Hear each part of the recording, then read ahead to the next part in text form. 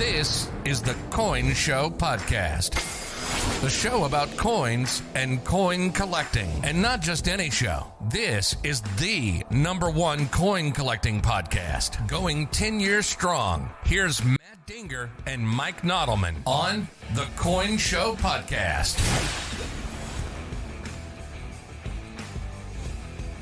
Well, hey there, friend. What's up? What's up, buddy? It is episode 167 of the Coin Show Podcast. And on this episode, Matt and I will talk about your coolest things that have walked into your shop, or collection, or mail, or, kind of you do it, kind of the at-home version of our coolest thing. Right. Walk into our shops Right. game. We're going to introduce a brand new segment. Oh, really? Yes, sir. Nice. But first, as always, the news. The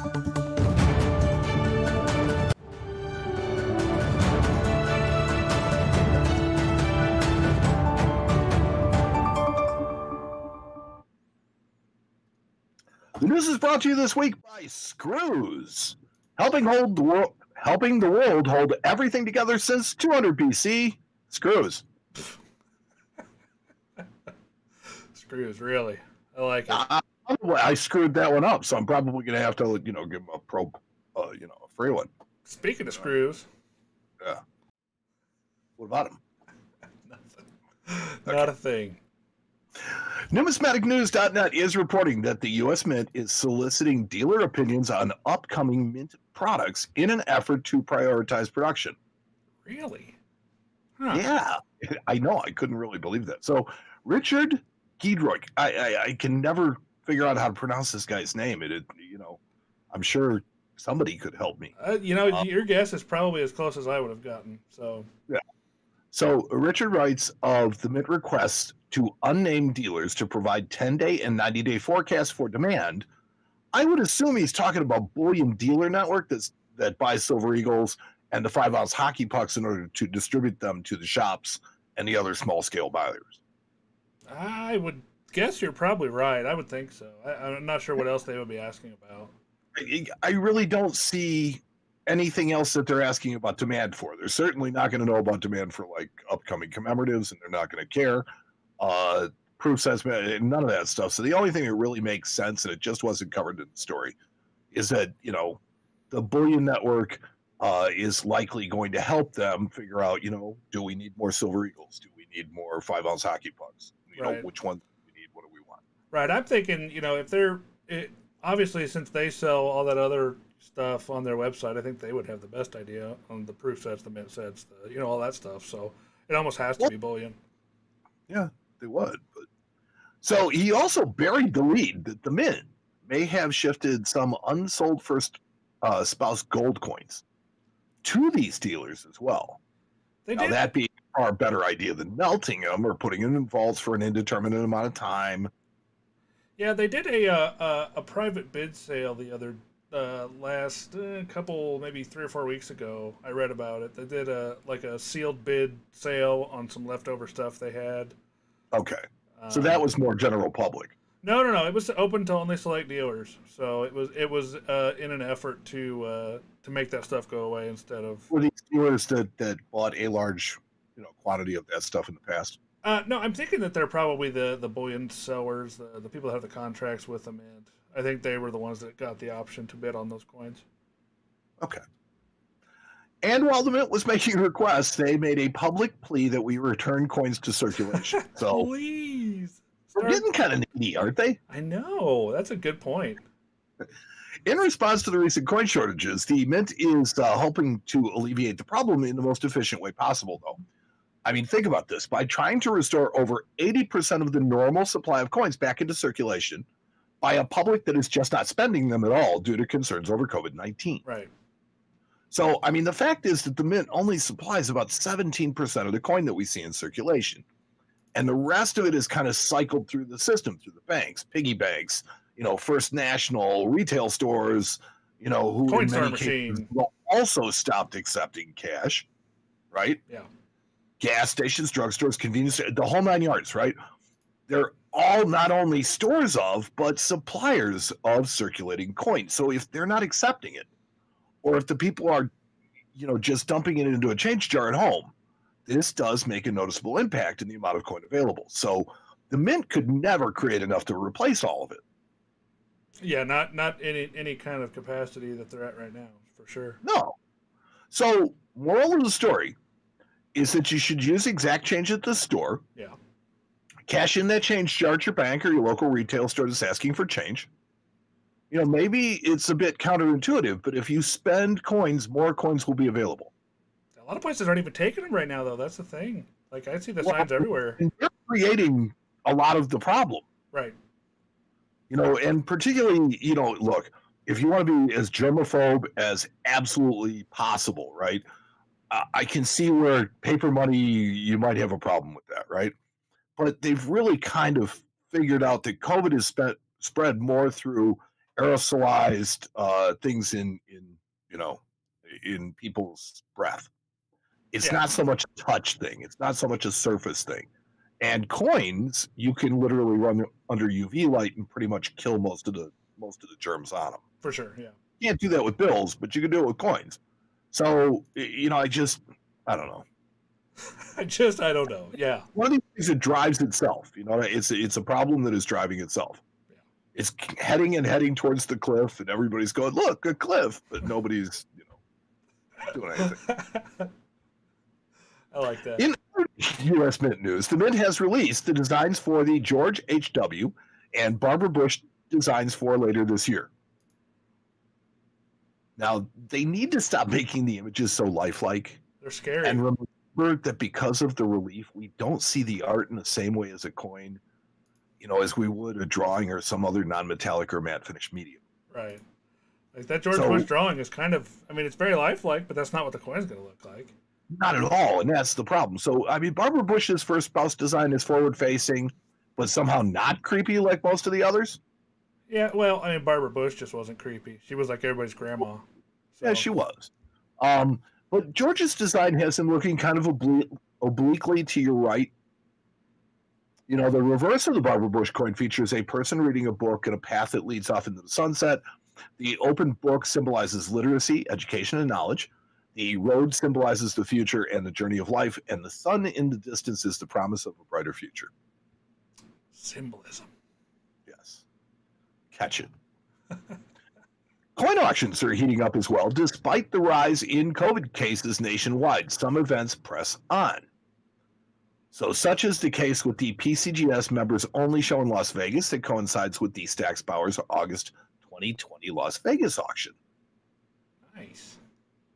So many, many spectacular pieces will be sold, including a 1793 flowing hair cent with wreath reverse in PCGS holder as of EG10. And before you poo-poo the low grade, it is the finest of only 4 pieces. Yeah, can't go wrong there. Finest known. Yeah, finest known. BG, doesn't matter.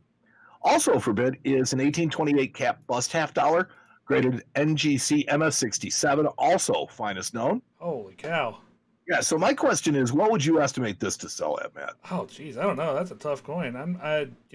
Bust quarters in their own right are pretty scarce as far as what you see in a store, so I can only imagine.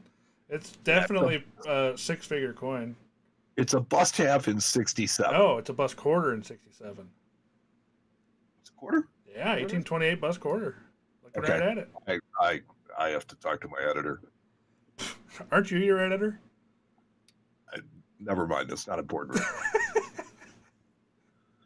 And an 1851 Augustus Humbert $50 octagonal gold coin. So it features a reeded edge and 887 thous, which is a statement of its fineness. PCGS has graded the coin as MS64. I love those things. Yes. And last but not least, in this auction is a Harrison Marchand bar recovered from the SS Central America. This bar is serial numbered 6536, is 73.1% fine gold, and weighs 14.7 ounces. It's about 21 grand in melt value. God, I want one of those. So now my question to you, well, I know who knows where a bunch of them are. Right. Yeah. So it's about 21 grand melt. What kind of premium do you think a bar like this will pull? It's hard to say. I mean, there's less than 40 of them known. Yeah.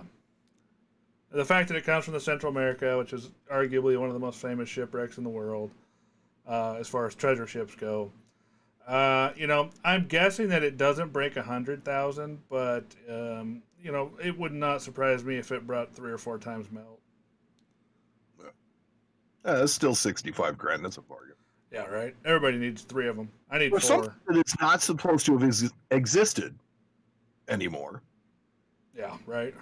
Really a relic from the past. And rare coins are not the only thing that's hot at auction right now. So a spring dollar, or more precisely, a 1910 China Yunnan silver dollar sold in June of this year for $660,000 is one of the highest prices ever paid for a Chinese coin of any kind. Holy cow. Yeah. That's a lot of money. So, the coin was graded by NGC as AU58. They're called spring dollars because the date is written as spring 1910. So it's the first time a season was used as part of the date on Chinese coinage. That's and before cool. you insert your favorite Chinese counterfeit joke coin here, or coin joke here, the last coin, or this coin, last sold in 2011 for a paltry $546,000. A paltry $546,000, right? Yeah, that's just barely worth noticing. Oh, Who says anything that comes out of China is worthless? that's right. Look at that. That's amazing. The Perth Mint has introduced another innovative coin design celebrating the evolution of industry. Okay. So this is Industry in Motion 2021 ounce silver gear shaped antiqued 2-coin set. Say that twice fast. Huh. Let me see if I can play this. Yeah, there's a video of it here. Yeah. Whoa. Music. I hear it. It's very intense. Look at that.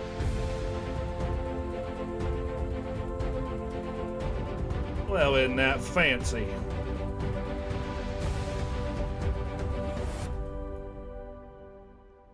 Huh. Well, that's a fancy little coin there.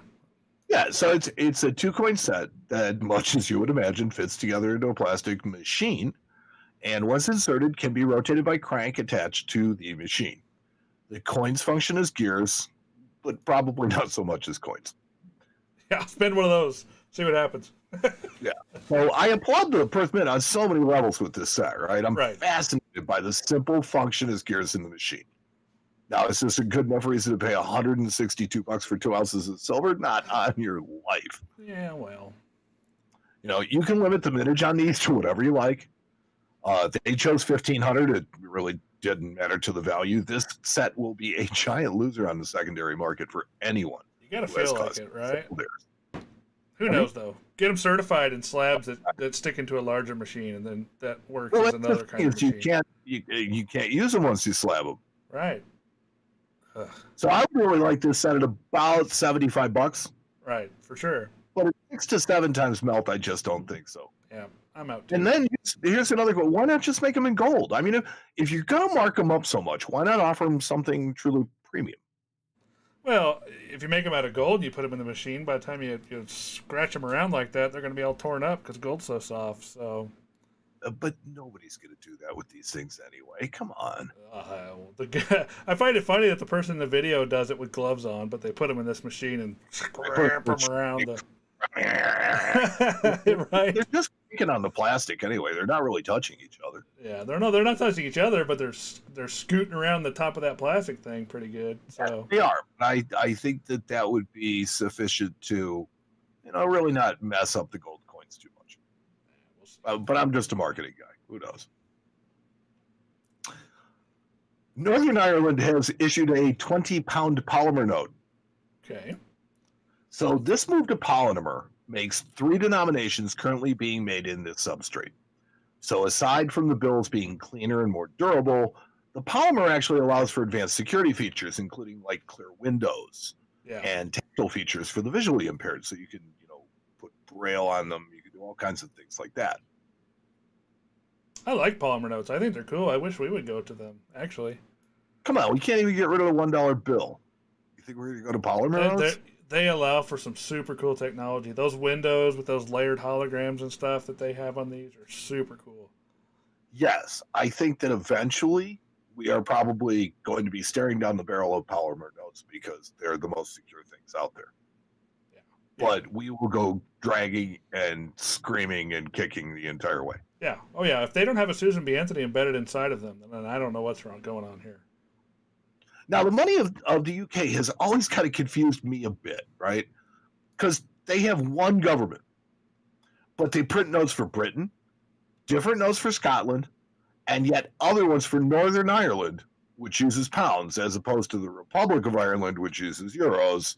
And despite the fact that they're two totally different countries, have no free trade agreement and no hard borders. Details. Yeah. I mean, I understand before all you start writing to me at Mike at CoinShowRadio.com. That's Mike at CoinShowRadio.com.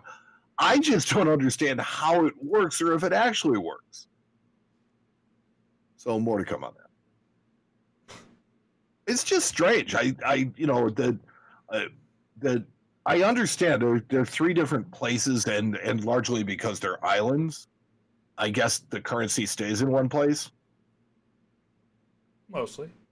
Yeah, so to have, Scotland have their own currency, but the whole Ireland, Northern Ireland thing worries me to begin with. Well, I think they hashed that out a few years ago.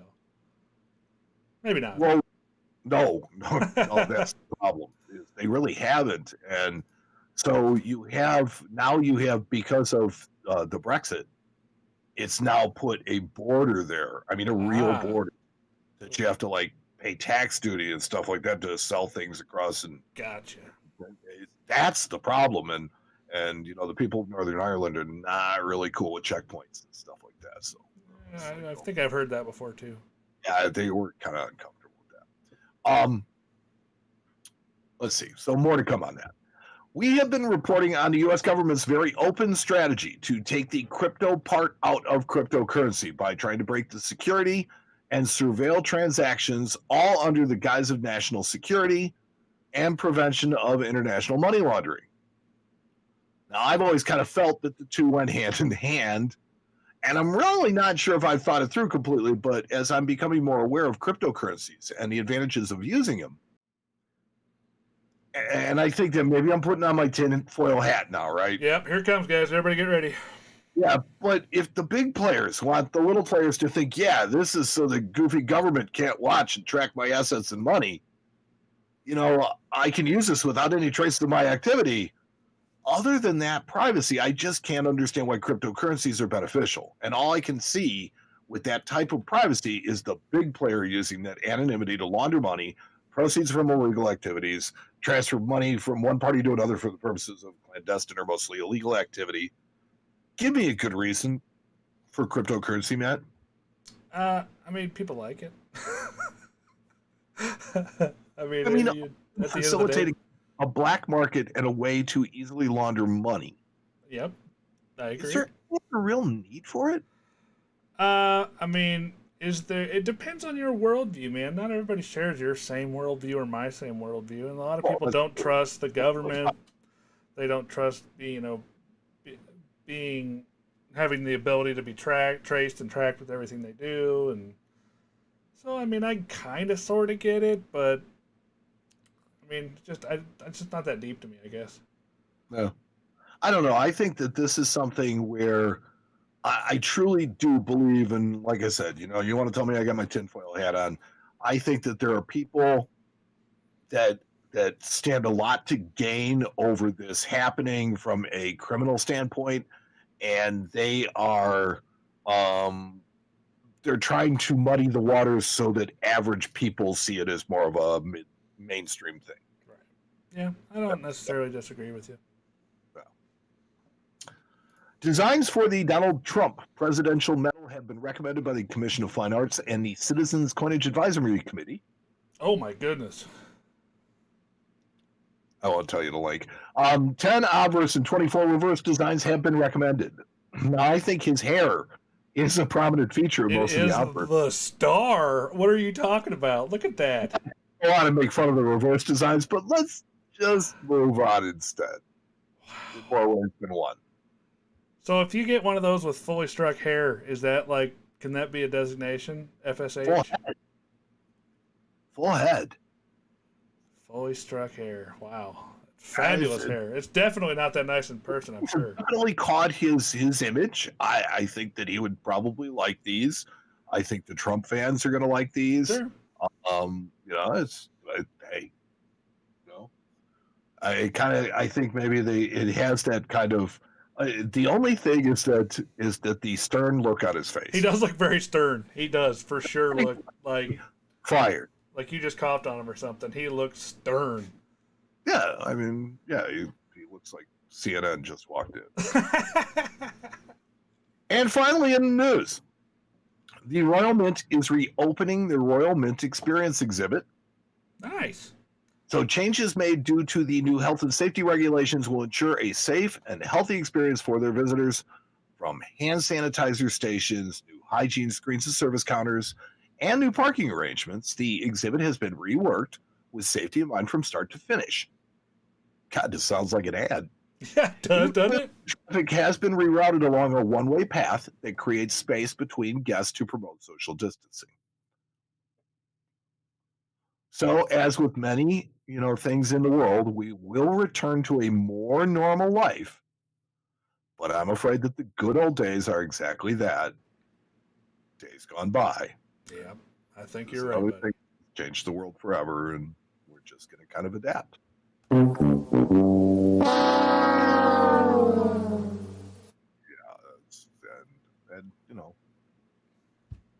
It is what it is. It is, and we've always risen to the occasion. We've always figured it out. We'll figure it out again. That's right. That's right. Gosh darn it. Yeah, get him behind me. There you go. So that was the news. The news tonight was brought to us by Screws, helping the world hold everything together since 200 BC. Screws. I like it. You're listening to the Coin Show Podcast with Matt Dinger and Mike Nodelman. It's not done now. Do we have any listener questions tonight, Matt? I don't know. I know we have a pretty banging chat room tonight for the live show. Let's see if anybody's paying attention. Yeah, that would be. Let's see if anybody is paying attention tonight. Why don't you log into the email, see if we have anything but... Oh, I see a good question already. We didn't even ask for it yet. So, let's see. Question for Matt. You are... Oh, go ahead. I'm sorry. No, I was just, give it to me, baby. Question for Matt. You are on a numismatic dream team. What are your strengths and what are your weaknesses? First things first, I don't think I'm going to make it on any numismatic dream teams. I'm a simple coin guy. Question? John Rebick from the Cleveland Coin Expo. Oh, you are on the numismatic dream team, though. What are my strengths? I hate talking about myself. I really do. I guess if I had to pick out one strength, I am an idea guy. I'm the guy that comes up with the crazy stuff that sometimes just happens to work. And my weaknesses are sometimes I get a little too involved in things that I should waste my time on. How's that? Does that make sense? Sometimes I have an idea and I like it, but everybody else hates it, and I'm just like, yeah, I'm gonna keep going, but then it turns out that I hate it too. So that's probably my weakness. Let's see. Let's scroll through here, see if anybody else says out there. You guys in the... We have a question from Bruce Atwater. Bruce Atwater.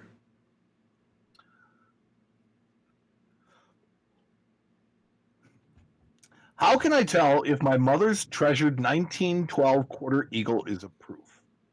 It's in a really snazzy old green leatherite case with kind of a felt pouch built into it. It looks immaculate, but does not really have a cartwheel effect in the light. Huh. So a lot of those early gold proofs in 1912 is going to be an Indian, right? 1912. Yeah. I want to get a picture pulled up here to see if I can find a picture of a proof for you guys that I can show you here. Now, I will say in the interim while you're searching for that, Bruce, one of the things that you want to do is you want to look at the rims and the edges of the coin. On a proof coin, they're going to be really, really squared. Well, you have to realize that these proofs on these 1912 2.5 Indians are not your standard proofs, Mike. They did matte finish. They did not do anything else. Are they matte finish or are they? They did some specimen like sandblasty kind of guys. Finish is what I was thinking. But yeah, that's what I'm thinking. So those things look completely different. These are Indians, and I didn't think about the fact so these don't have traditional rims. No, or they won't have the traditional squared edges. Right. No, these are matte. These are like they shouldn't have any luster whatsoever. They're really dull. They're kind of like they kind of almost look like felt. If I had to pick a way to describe them, they look very similar to felt across the surface. They're very uniform. Details should be extremely, extremely sharp. Very much so, yes. But odds are, I mean, there's only a few of those known in that series even. So odds are you just have a normal 2.5 Indian. I think there's less. I don't want to quote numbers, but I don't think that there's very many known. 100 or less pieces for sure. And understood because it's a relatively rare coin. Oh yeah, there is reason for people to try to doctor normal, quarter eagles to try and make them look like proofs. So yeah, you really would have to have something like that certified to be absolutely certain. But like I said, odds are it's just a normal 2.5. Yeah. And his second question was, I've listened to all the back episodes and either missed your backstory or have forgotten. Can you help a guy out? Okay, go ahead. No, I mean, it's the story we've told a couple of times. The backstory of the show or the backstory of us in general or both? Well, I mean, both. I mean, that's the backstory of the show is kind of our backstory because it's where we met. I mean, yeah, we kind of knew each other on Coin Talk a little bit. But we just hung out on that forum. And, one day I'm like getting off at 7 a.m. I'm sitting there reading the boards at 8. And, Matt puts a post up first thing in the morning and say, hey, I want to start a podcast. Anybody want to do it with me? Remember that idea guy thing? That was one of those 7 ideas I've had that have been really great. Yeah. Well, it didn't really work out at all. No. So he says, hey, dude, I'd love to have you. And we took on another guy. And I'm Carlton. Yeah, that guy. And after having, done 20, 25 shows, we just kind of really felt that in order to move the show forward, it just worked better as a 2-man show. And so that was how, we kind of evolved this into that. But, I mean, the reason why I'm here is because I was the first one that asked. Pretty much. Yeah, the first one that said, hey, I'm in, let's go. So, and then, 10 years later, here we are.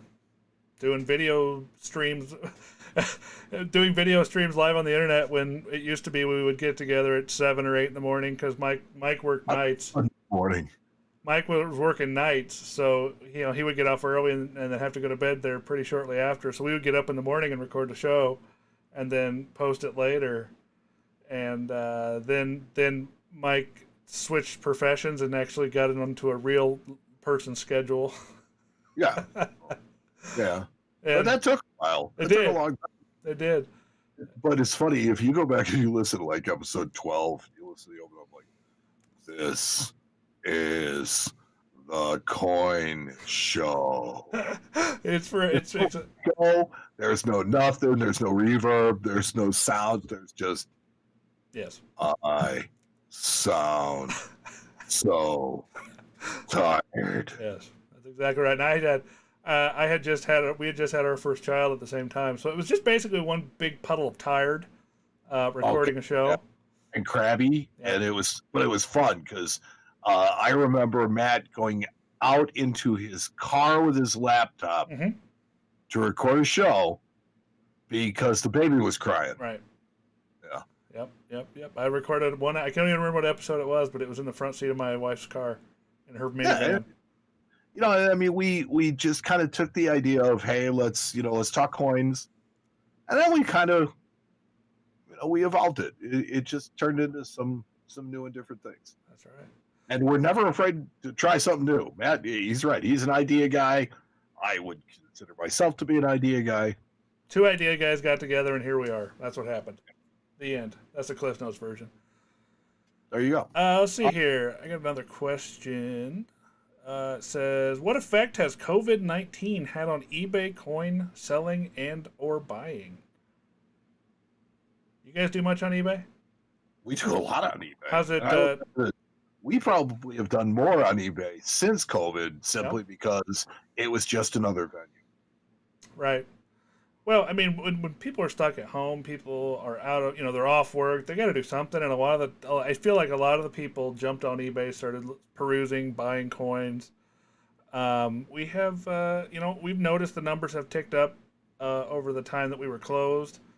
And even still during our limited hours now, our eBay sales are still pretty strong. So it definitely helped eBay. It's not always going to be like that. I mean, once shops start to reopen and people start to be able to get back out safely and where they feel safe, I think that it's going to kind of taper back off a little bit. But at the moment, we're just kind of riding the wave and enjoying the bump in sales. So, well, you've always done a fair chunk of change on eBay.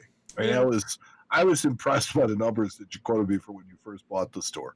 Oh yeah, yeah. I mean, was nothing. what you do every month is, I mean, that's something actually. That would be a full-time job. We did.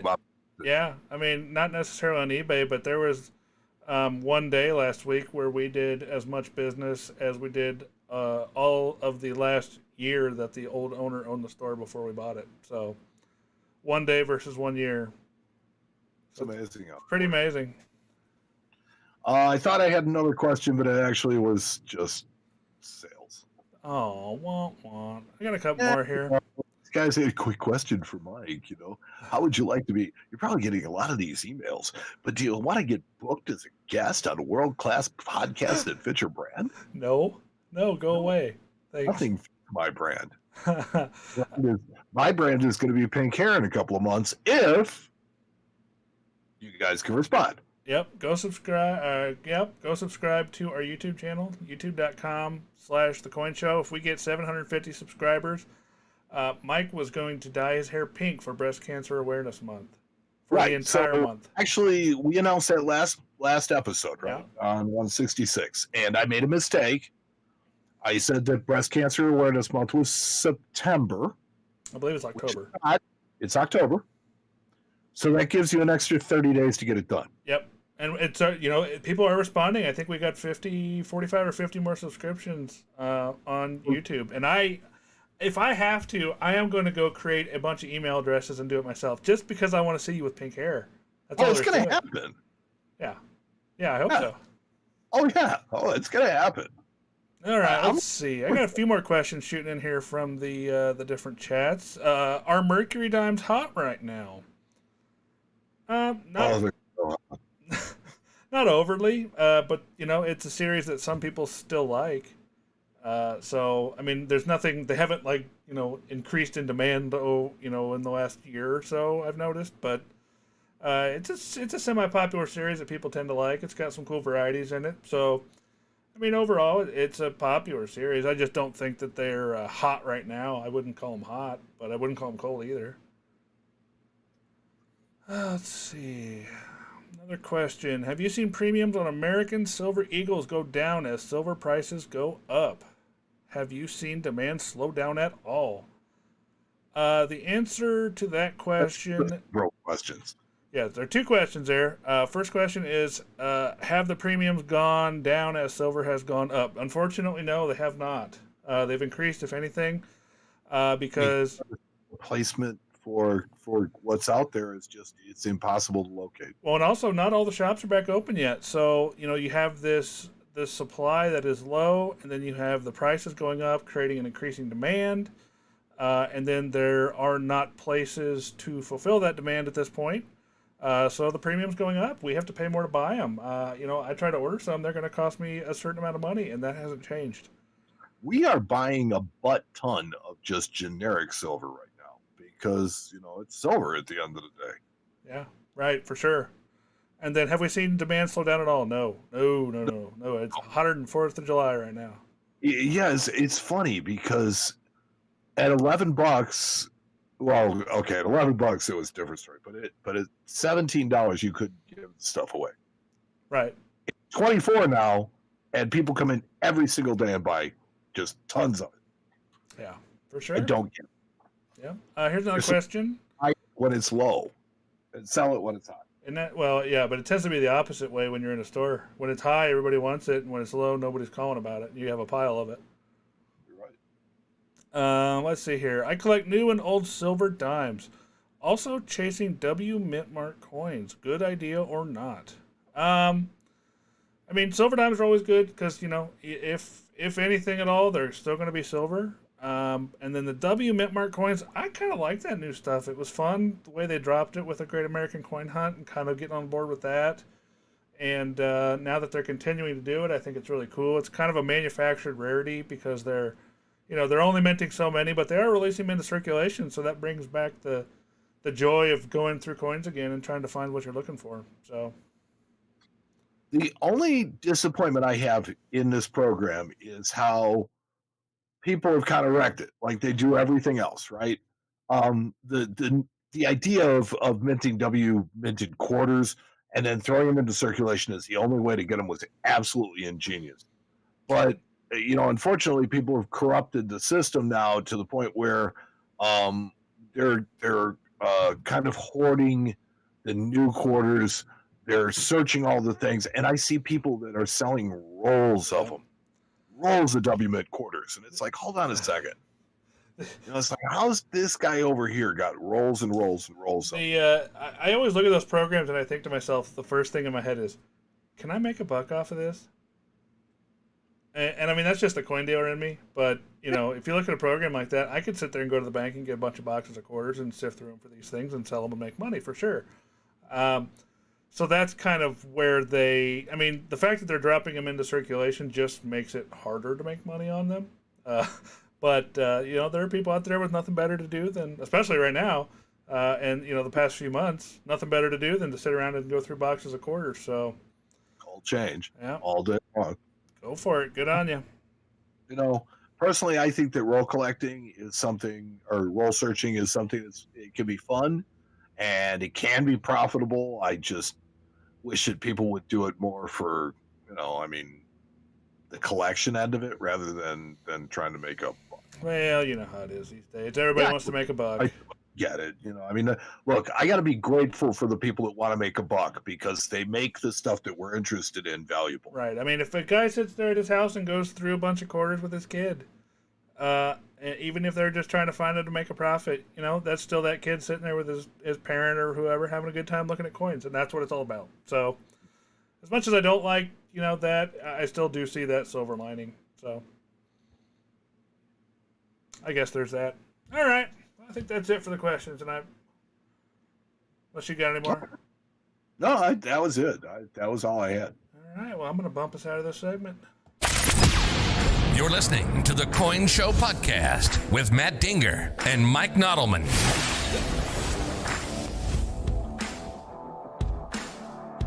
And it's time for something brand new on the Coin Show Podcast. Actually, it's really not new. Yeah, no, not new. I just want to throw a title on. Okay. Because since February, when I started working at Harlan Berg, we've been talking a lot about, hey, Mike, what's going on in the shop? So, yeah, I figured that we'd kind of package it as in the shop. In the shop. In the shop. So this is just, hey, what's going on in the shop? What's going on in the shop, Matt, buddy?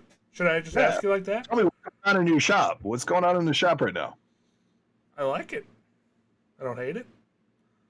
I like it. Yeah. All right, Mike. So let's figure this out here on the live show because that's how we roll, right? That is how we roll. Just go out there and do it. No, so like, Mike, what's going on in the shop? Hey, Mike. Right now? What's been going on in the shop lately? Anything good? Well, what we've been doing was we went through a collection of large cents. Okay.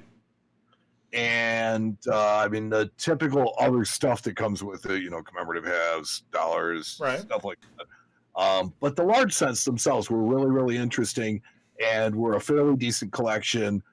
For me, it was a good learning experience.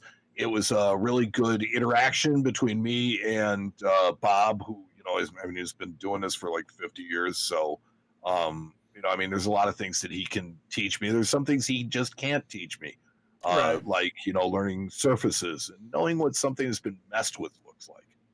Yeah.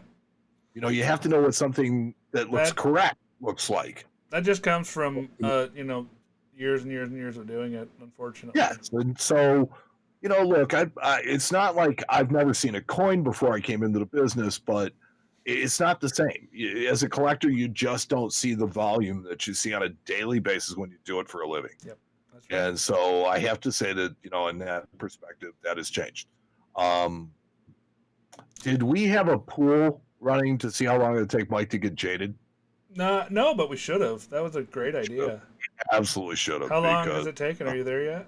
6 months. I mean, I'm not completely jaded, but I do every once in a while mumble tire kickers, kind of walk away. Jeez, dude, I don't even do that. I feel like I'm ultimately jaded. Wow. Look, I love dealing with people, and I love talking to people. Except tire kickers. I didn't have to.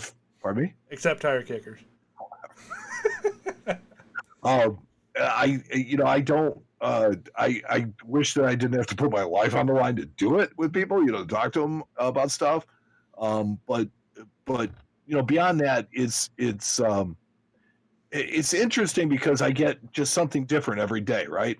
Right. And I deal with people, everything from, hey, I had a lady come in today and she had a bunch of foreign stuff and she had a bunch of pennies and she had a bunch of, and I'm sitting there, I'm like, okay, so how you pick out the silver?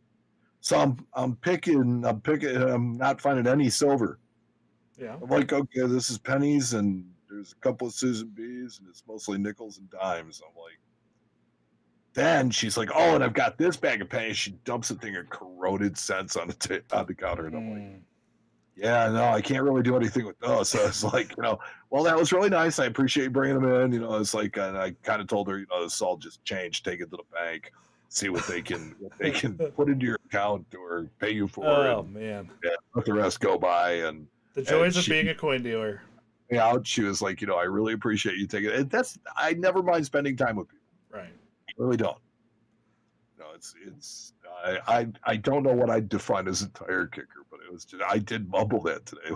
I feel like a lot of people that don't do this every day, and there are a lot of people out there that sell coins out of their homes, out of their vest pockets, and that's fine. That's where I started. And I feel like people that aren't in a shop every day don't necessarily understand that particular part of the job or the business, because I think that sometimes people think, oh, all these amazing coins come in all the time. You guys are so lucky. And it's like, yeah, but I had to buy 90,000 no-date Buffalo nickels and 47,000 wheat pennies and a bucket of green Indian head pennies. And I had to sort through 800 foreign coins for 3 silver coins. And, it's just like stuff like that. That's the other part of the job that they don't see. And it still has to get done, and it still has to happen. So, like I said, I love being a coin dealer. I love it. It's my calling in life, but it's not as glamorous as some people might think. My favorite part of it is actually dealing with the people, because right. I value every single customer that walks in the door, and it doesn't really matter whether or not they buy anything. It's really more kind of their intent. It's like, are they there to try to either learn something or try and move something forward, right? Or just kind of wasting time, right, yeah. And the one thing that I don't think that a lot of people understand is, and I sure didn't until I got into the shop, people in coin shops are really busy. They got a lot of things that they're constantly doing because there's not a lot of people in the shop. Yeah. And so every task that needs to be done has to be done by somebody. And so, that means, like today, for me, it was going through the junk silver. Right. And I had to look through it to see if there was anything worth, and there wasn't, but I had to look through it before we burned it all. Yeah. Sometimes you have to. I've done it before. When we're really, really busy at the office, I kind of, point people in a direction And sometimes I sit there and go through junk silver just because that's what needs done. It's not glamorous. It's not, I'm sure my talents could be spent elsewhere doing other things, but sometimes that's just what needs done. A bunch of Mercury dimes, and I was looking, and my boss looks at me. He says, "What are you doing?" I said, "Well, I'm looking for 42s so I can check for overdays." And he's like, "Just put it down." I'm like, "Why?" He goes, "You don't have time." He says, "The amount of time that you would take to find a single coin isn't going to be worth me paying you to do it." I have found 17 42 over 1Ds in 90%. But he's like, "We don't have time to do it. Yeah. Let somebody else find it." Yeah. That's the difference between you being an employee and me being the family ownership. Can't make that decision. Right. Great. Exactly. So,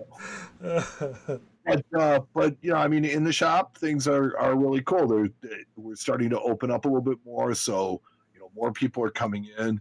Our displays have now gone from just kind of everything stuffed into one case right in the front to now starting to creep out into the other two cases. There's a couple more cases to go, to get the full stretch of what's going on. But yeah, we've gone from one case to 3, and next is 5. Cool. Well, that's good to hear. We're kind of in the same boat. I mean, we're opening slowly. We're doing appointments several days a week, and then we're open to the public Friday and Saturday for walk-ins. And then anything else right now is appointment only. Just kind of, as I've said before, trying to keep everybody safe. That we employ, because we employ some high-risk guys that are in their 70s, and we want to keep them safe. So. Well, cool, man. I like that segment. Let's do that more often. Let's talk about what's going on. I can't wait until something really fun happens, though, like you screw up or you buy a Wonder Coin. Well, yeah, but we've only talked about that. How about it? No, well, yeah, that's all part of it. It's the good, the bad, and the ugly.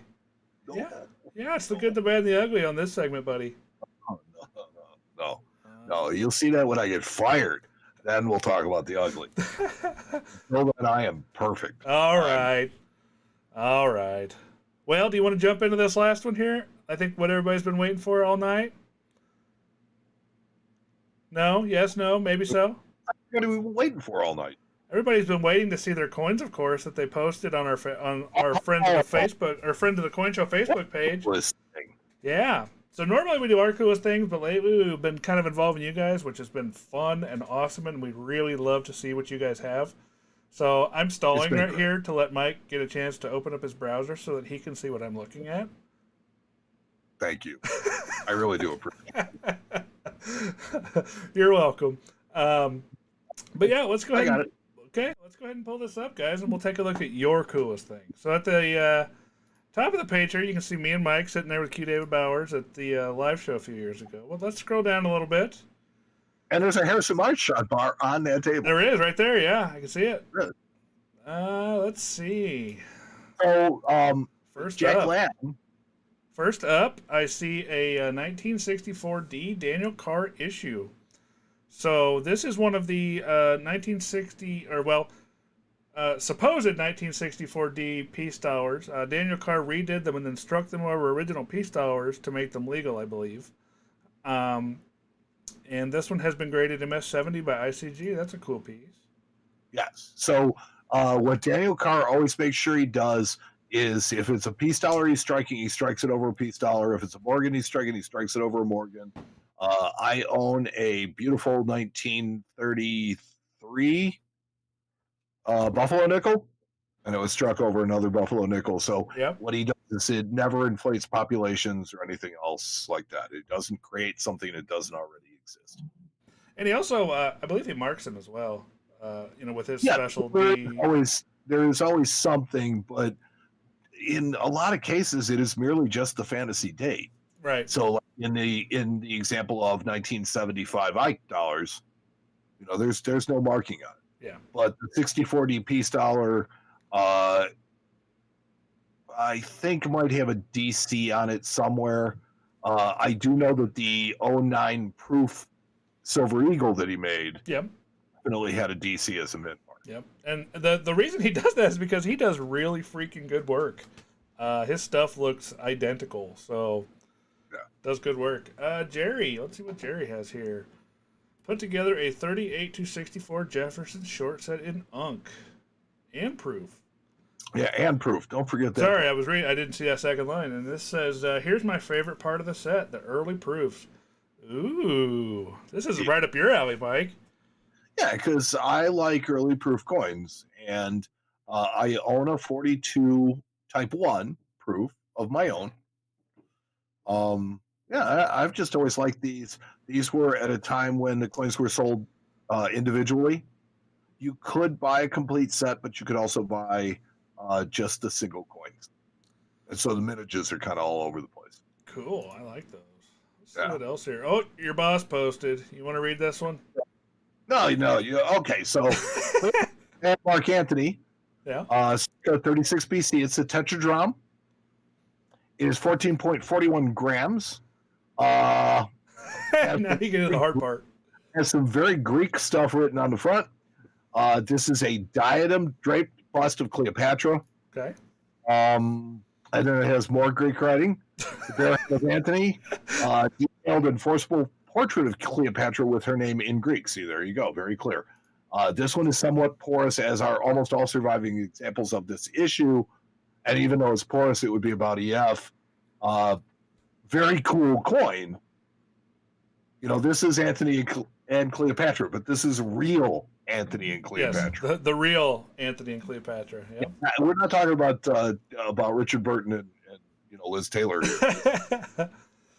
Bjorn posted a cool coin. Check this out, Mike. You're gonna like this. Well, I'm gonna like this, but this is a 1990D Lincoln cent struck on a 3.1 gram bronze planchet. So, Mike, you want to explain how that one happened? Well, there's only two ways that it can happen.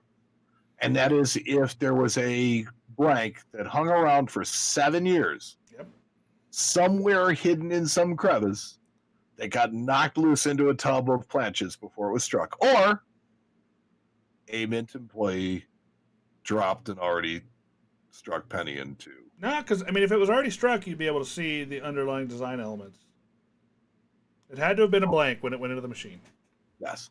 So you're correct. So it either was a previously struck blank dropped into the machine, or a planchet that had been left behind somewhere. Because in theory, these planchets have been gone from the mint for, as Mike said, 7 years. So to find that coin is really, really rare and really, really cool. So super cool coin. Well, the fact that anybody would even look to notice, that's kind of right. Put a penny in your hand and go, wow, this feels heavy. Good eyes on somebody, or good thinking on somebody to find that coin.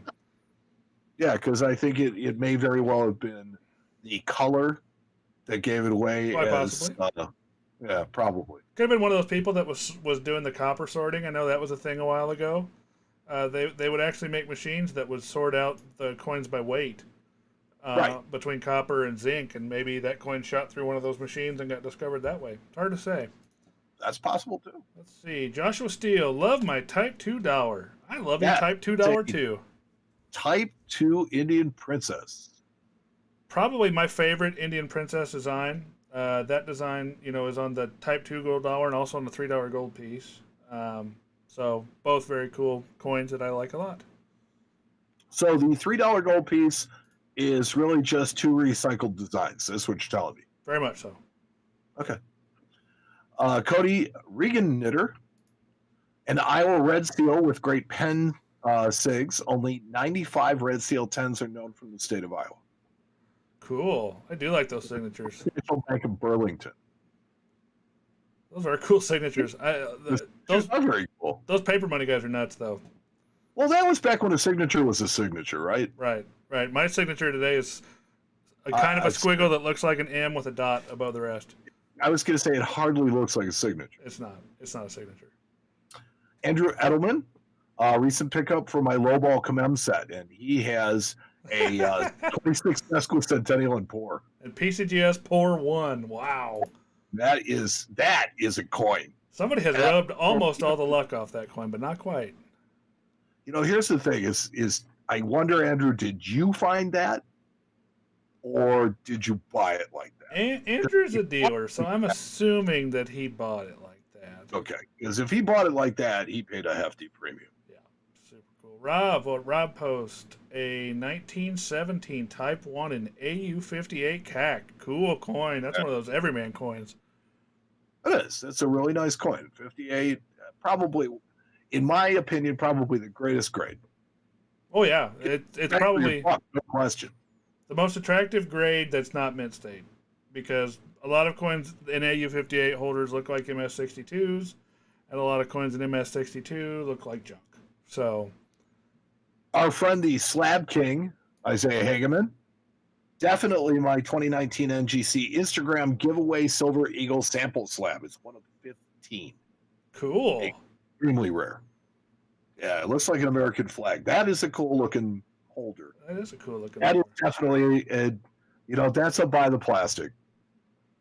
Well, but when you're the slab king, the guy that studies slabs and speaks on counterfeit slabs and does all of that, then that is pretty much your thing, is the plastic. So there you go. But if you're going to have plastic, that's plastic to have. That's plastic. Here we go. Jeff says, one of your earlier episodes inspired me to put together a grading set. Jeff, I love you. So here is my finished one for 1939 D Jefferson nickels. Wow, that's great. I really enjoyed this, as it's short but challenging. And his next stop is a 1913 Type 1 Buffalo nickel. So he's going to do a grading set of that. And you know what? Grading sets are cool. And I had never heard of them until you covered them on the show that one day. Yeah. Yeah. I mean, like I said, I just something that I heard about somebody doing, and I was like, you know what? That sounds like a heck of an idea. I'm going to do that. So I did. And so then I want to say it was last year. It was maybe the year before, but I think it was last year. I gave a talk to the Elgin Coin Club here in Elgin, Illinois. Yeah. And we talked about grading sets. And Howard, my buddy, brought in his grading set of walking halves. Oh, cool. 8 Ds. 38 Ds. Yeah, well, I mean, it's a better coin, so. Cool. I love that idea. I think there was a reply to Slab King saying that Sean Parker, I had one of 15 samples with the black slab for the 15,000 giveaway. His is only a proof Ike dollar, not silver, but it does have the Apollo 11 anniversary label, which fits the mission patch themed reverse. Well, see, that's and I actually really enjoy seeing that. I like seeing people sharing their coins not only with us, but with each other and engaging in that conversation. So cool, guys. I like to see that. Absolutely. Let's see. We'll get down here to Michael. He says he is still working on his 20th century typeset. Based on an article in Coin World from about 8 years ago, the idea is to obtain the best example of each 20th century non-gold type going for around $100 per coin, accounting for rarity collectability when possible. The issue was tough because it gets expensive fast above fine. I couldn't pass up this beautiful 17 Type 1. He stretched a little, okay, a lot. Now I know why this is taking so long. You know, it's funny because when I started collecting as an adult, Yeah. I started collecting type. And it was just what I wanted to do. And I love 20th century type. It's why the 20th century is still very romantic to me and why I like these coins that most people really care less about.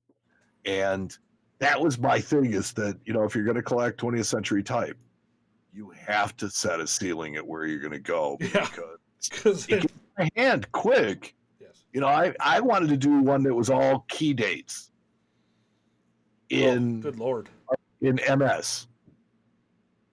Yeah, I don't think that's going to happen. It's not going to happen. So then, as I started really learning about the coins, then I started lowering my expectations a little bit. And eventually it got to the point where it's like, well, it'd be nice to have the key date in any condition. And that got scrapped too, because the ONS quarter is a killer. Yes, for sure. You know, a 16D, okay. I mean, there's just a couple in there that are just stoppers. Hardcore stoppers is what we call those.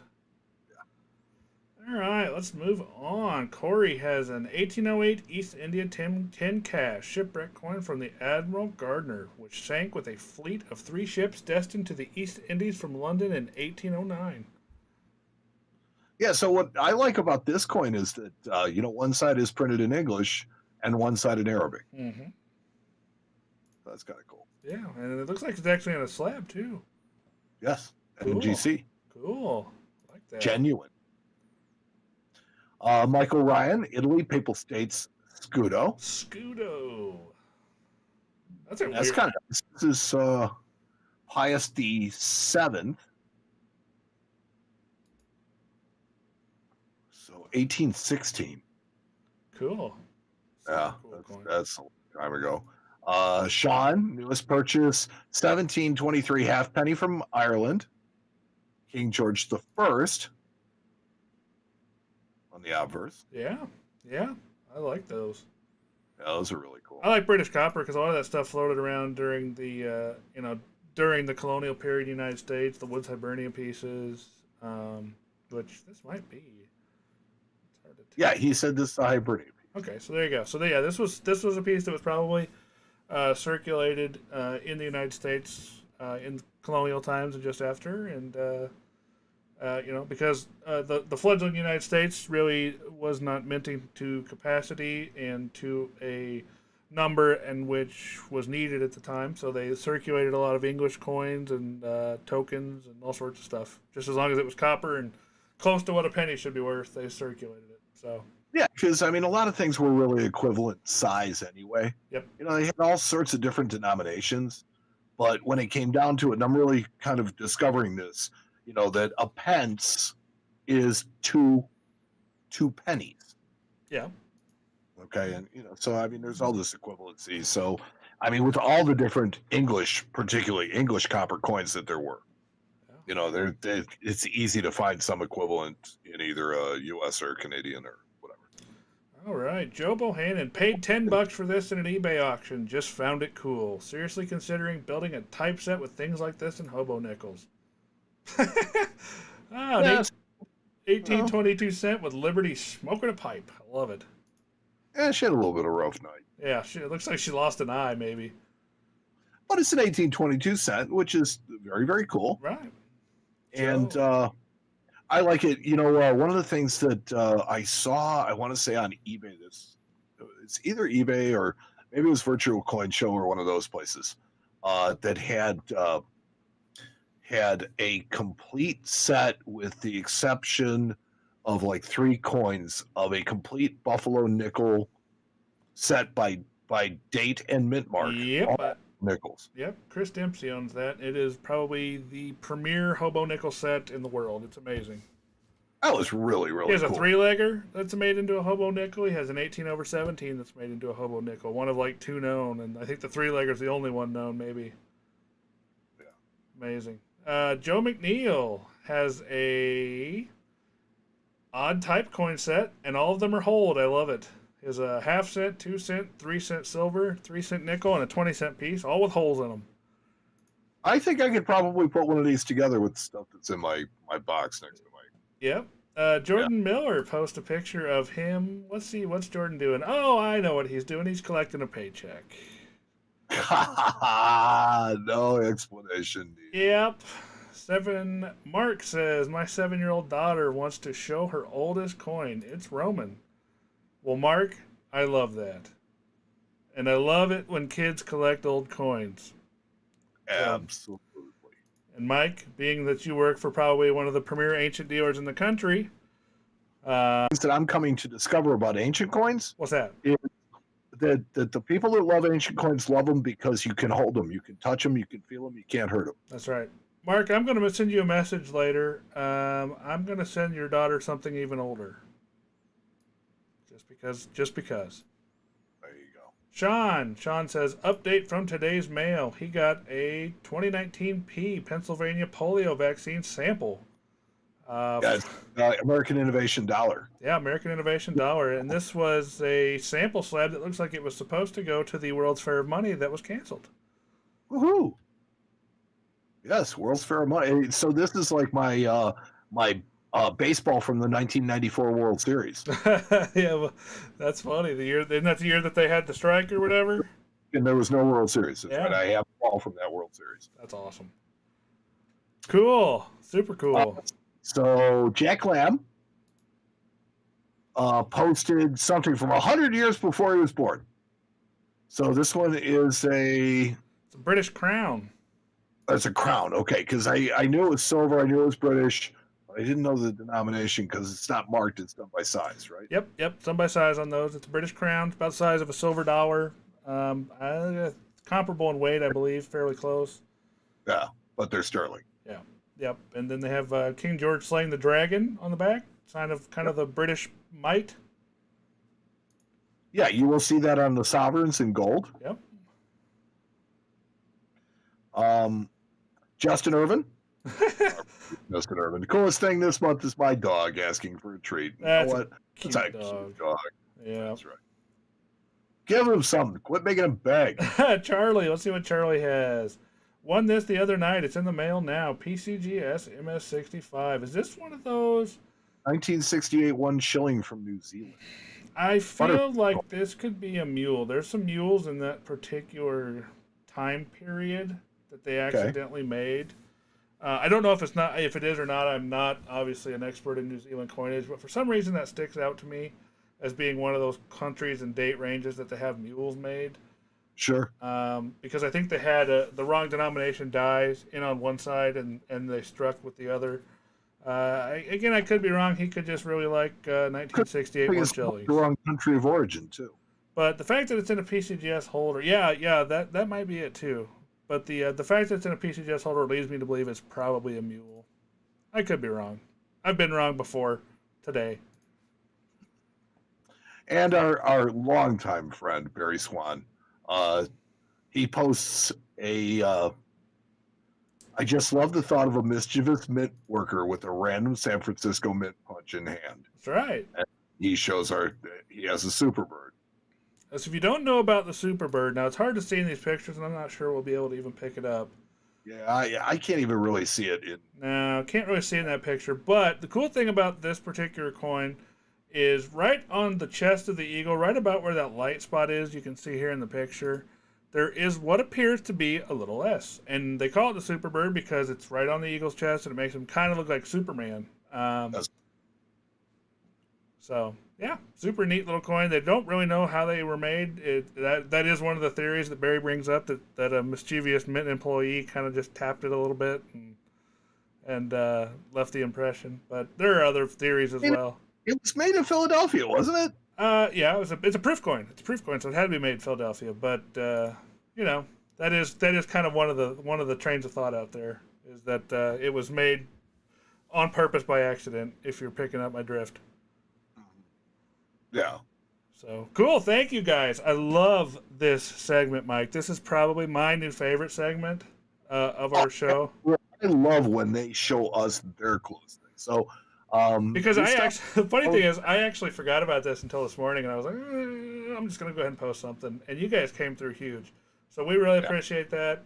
I love looking at your stuff. We're going to keep doing this for as long as I can manage it. And love the variety in this. There's a little world, there's a little modern, there's a little country, a little rock and roll. Yeah, that's the best part, is it's a little bit of everything. And just like you guys that listen to the show, if we can't cover something you like, then show us something that you like, and we'll get it on the show for you. There you go. So, thank you very much, guys. What's your favorite out of all of these? Oh, geez, I can't pick one of these. Are you kidding? Yeah, it's like picking kids. Oh, I love them all equally, Mike. Sure. I think the lowball sesquicentennial might. It is pretty cool. It is pretty cool. That is really cool. But I'm not going to pick. No, nor would I say it was my boss's coin. Oh. That would be just blatant. Oh, well. Another one in the books, buddy. 167. Yes, sir. Wow. Yeah, and this one, they got their money's worth. Yeah, we're really chugging along tonight. We were just knocking it out. Yeah. Cool. Well, things. We did some fun things. And, speaking of fun things, if you guys didn't catch what happened on the last supporter episode of the podcast, holy cow, you guys are missing out. My feet still hurt. I will tell you this. It might have been the best episode without question, is the best episode of not the Coin Show podcast ever. And for you guys that are asking yourselves, what the heck is not the Coin Show podcast? We have a Patreon. You can see it right down here. When we don't do this show every other week, we do another show, and we call it Not the Coin Show podcast. And it's just available to people that support this show. It's not this show. It's just us. Not show at all. But we do another show, and it's available to people that help support our show here. And if you guys are seeing this on a place that you don't normally see this on Facebook, that's part of where your support dollars are going to. Stuff like that to help the show just kind of expand and get out there to more people and to bring you guys more fun stuff. So, but we played a little game last show on Not the Coin Show podcast. It was painful for both of us. It pushed me. I did. Let's tell it like it is. It was so bad. I sent Mike a supply list, and I said, Mike, you got to have all this stuff tonight. And it was a pretty wacky supply list, but you got to watch the show to see it. Yeah. But it was pretty fun. It was pretty awesome. And it's definitely something we would never do on this show. Never, ever. No, I almost cussed a couple times. Yeah, you did. And I was egging it on the whole time. Oh, boy, you were. Yeah. All right. So we'd like to take a minute to thank Justin for all the work that he does, to thank Ernesto for all the work that he does. Both of them, do a really great job with their social media. Our Instagram page is loaded with new coin pictures, isn't it, Matt? It gets them every once in a while. There you go. Yeah. Yeah. And this podcast right now is streaming to like 5 or 6 different places. I think it's 7 different pages. We also have it on YouTube. So yeah. So there's plenty of places for you to check it out. If you would like to see me with bright pink hair, bright pink hair, highlighter pink hair, all you got to do is subscribe to our YouTube channel.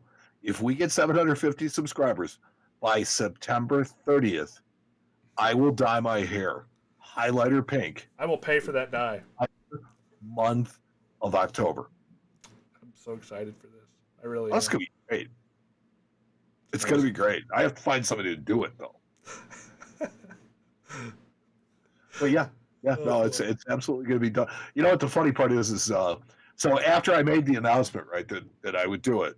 See, I already kind of had some okay from my boss, right, but you don't understand that he's my boss, right? And I mean, he's just my kind of immediate boss. My real boss is Aaron, who's the owner of the name, right? He's the owner of he's the supreme commander of coinage. Asset, right? Well, it's like I start thinking, well, how's Harlan going to react? Then I started thinking about that, and I was like, so I went to Aaron, and I'm like, yeah, Aaron, so, this is what I got in mind. This one. He's like, just tell him what it's for. He'll be cool. I'm like, really? And he's like, yeah, he's really cool like that. I'm like, okay, great. Nice. Yeah. Well, I mean, this is the guy that I think it was the first week I worked for him. I was wearing a bright purple dress shirt. And he looks at his nice shirt. There you go. See? What are you going to do? You got a cool boss. Yeah, I do. All 3 of them are pretty cool, actually. All right. Well, I guess then, you got anybody else you need to thank? No, just everybody who listened, everybody who inspired us, everybody who has contributed to something along the way. Thank you to all the people who posted their stuff for their coolest thing. Without you guys, that segment goes absolutely nowhere. So, I would expect very soon we are going to be looking at, tonight we almost did a What's Mike Reading? Almost did. I got like 3 books that I'm reading right now. So it's like I'm reading this book on sample slabs. I'm reading a different book on Canadian coins. And I just picked up an ANA correspondence course on minting and the minting process. And if you remember the ANA courses that they had online a couple of weeks ago, I took those, but I really wasn't available for them, so I'm still going back and watching those. Nice. Well, heck, you sound like just a busy old coin fella, don't you? I think I've got a little on my plate, but I'm learning a lot, and that is making my life in the shop so much better. There you go. All right. Well, thank you, everybody. We appreciate you tuning in tonight, and we'll see you in a couple weeks for the next episode of the Coin Show. Yeah. Talk to you next time. So long, everybody. Bye, everybody. You've been listening to the Coin Show podcast with Matt Dinger and Mike Nottleman. The boys will be back soon with another informative and entertaining episode. Meanwhile, you can follow the show on social media at The Coin Show on Twitter and Instagram, and on Facebook at facebook.com/The Coin Show. You can also join their private group. Just search Facebook groups for Friends of the Coin Show and request access. But if you want to take it to the next level and support the Coin Show podcast, you can go to www.patreon.com/The Coin Show. If you subscribe at the $5 a month level or higher, you'll have access to Not the Coin Show podcasts on the off weeks, as well as other surprises reserved for our patrons. Visit our website at coinshowradio.com or download our podcasts on Apple Podcasts, iHeartRadio, Spotify, or wherever you download your podcasts. This has been the Coin Show Podcast.